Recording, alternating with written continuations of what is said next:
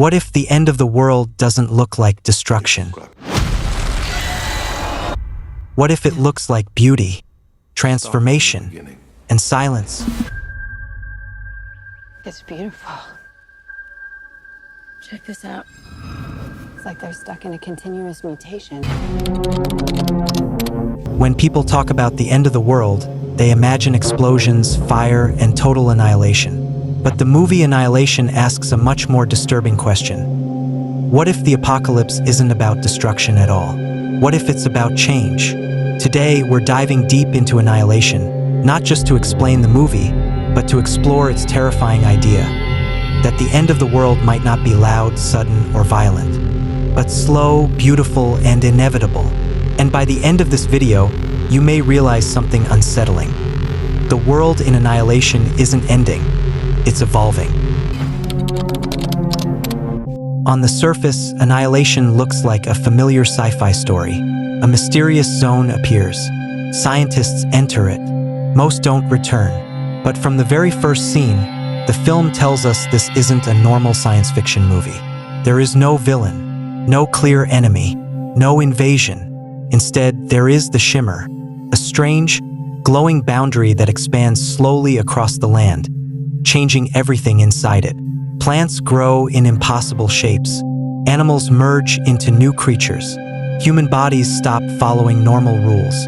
Nothing inside the Shimmer is destroyed. It's rewritten. And that's the first clue. The main character, Lena, is a biologist, not a soldier, not a hero. Her role isn't to fight, it's to observe. And observation is key, because Annihilation isn't asking, how do we stop the end? It's asking, can the end even be stopped? Here's the problem Annihilation presents. We are prepared for destruction. We are not prepared for transformation. If an asteroid comes, we fight it. If aliens invade, we resist. If war breaks out, we defend ourselves. But how do you fight something that doesn't want to kill you? The Shimmer doesn't hate humanity. It doesn't attack with intention. It doesn't even seem aware in a human sense. It simply changes things. And that's terrifying because it mirrors something very real. In real life, the world isn't ending with a bang either. It's changing. Climates shift. Ecosystems collapse. Technology reshapes identity. Reality becomes unstable. And just like in Annihilation, we keep going. Working, scrolling, living, as if nothing is wrong. The Shimmer as the new apocalypse. The Shimmer behaves like a prism. It refracts everything: DNA, biology, memory, identity. Inside it, boundaries collapse. Human and animal, plant and flesh, self and environment. Nothing remains pure. This is important because traditional apocalypses are about loss. Annihilation is about blurring. The world doesn't end, it becomes unrecognizable.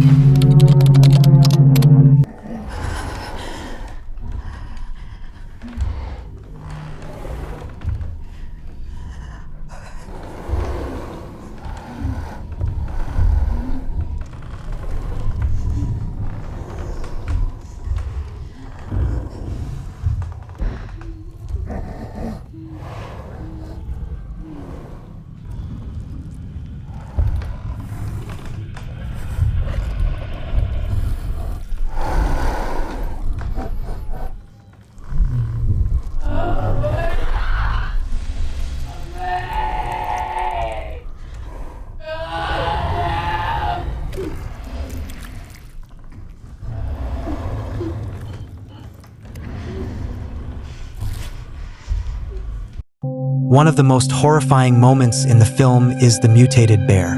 It doesn't just kill, it absorbs. The screams of its victims echo through it, not as memories, but as part of its biology. This creature isn't evil. It's the result of uncontrolled transformation. A warning. When change has no direction, it becomes horror.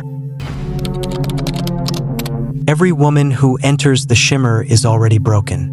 One is dying of cancer. One is self-harming. One is emotionally numb. One is hiding from guilt. They aren't sent there randomly. They are drawn to it. because the Shimmer doesn't just change bodies. It reflects inner destruction outward. This suggests something disturbing. The end of the world doesn't start outside us. It starts within. Shield your eyes. If you ever get out here, you find Lena. I will. When Lena watches the recording of her husband Kane, she realizes the truth.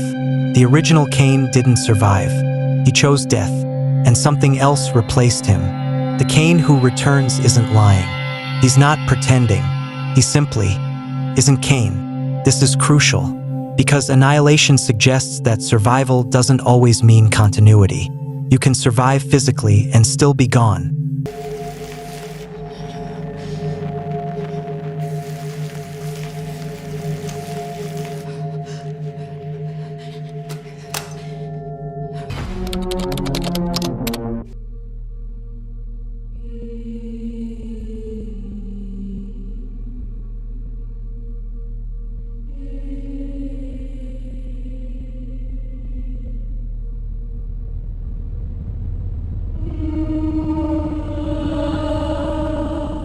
The lighthouse is the heart of the film, the center of the Shimmer, and instead of a monster, we find something much worse, a mirror.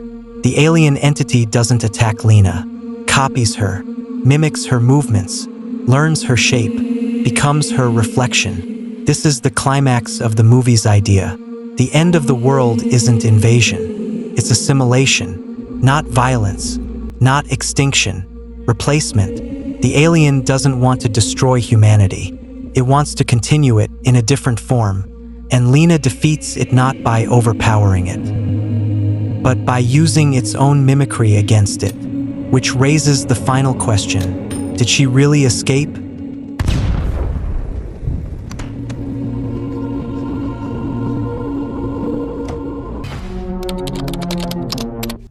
You aren't Kane, are you?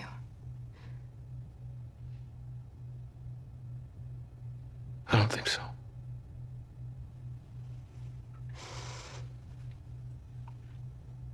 Are you Lena?